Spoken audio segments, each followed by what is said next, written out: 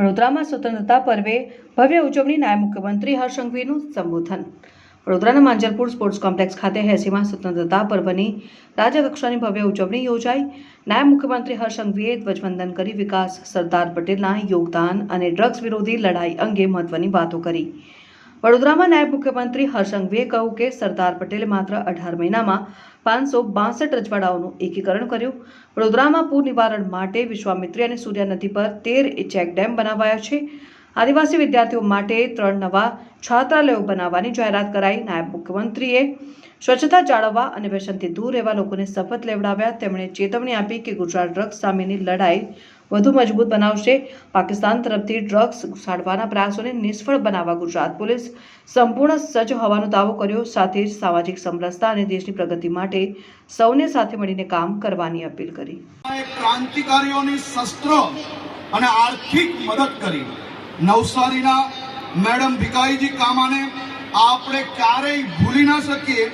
તેમને જર્મનીમાં સૌ પ્રથમ વખત ભારતનો રાષ્ટ્રધ્વજ એ દુનિયામાં ફરકાવ્યો મેડમ ભીખાઈજી કામાને આજે આપ સૌ વતી હું નમન કરું છું।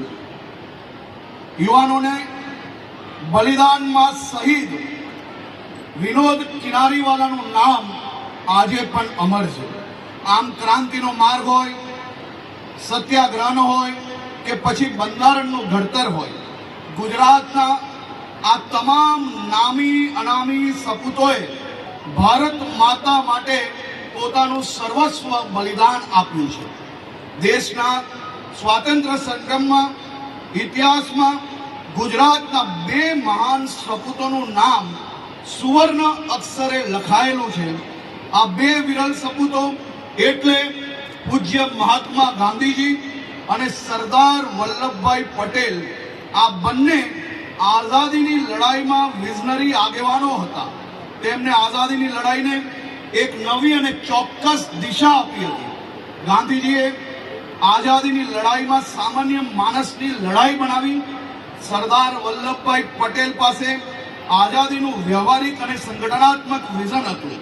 મારે આજે અહીંયા બેઠેલા યુવાનોને એક વાત કહી, તમે સૌ લોકો ટેકનો સેવી છો। મારી આપને વિનંતી છે કે આ 80મા આઝાદીના પર્વ નિમિત્તે તમે આજે એક નાનું એવું ગૂગલમાં એક સર્ચ કરજો કે ઇટલીના 9 પ્રાંતોને સાથે લાવવા માટે કેટલા વર્ષ લાગ્યા। એવું જણાવે છે કે ઇટલીના 9 પ્રાંતોને સાથે લાવવા માટે 23 વર્ષ લાગ્યા હતા। એ જ રીતે જર્મનીના 40 પ્રાંતોને સાથે લાવવા માટે 9 વર્ષ લાગ્યા હતા। પણ ભારત દેશના 562 જેટલા રજવાડાઓને ભેગા કરીને એક ભારત કરવા માટે સરદાર સાહેબે માત્ર ને માત્ર 18 મહિનાની અંદર આપણું ભારત એક કર્યું।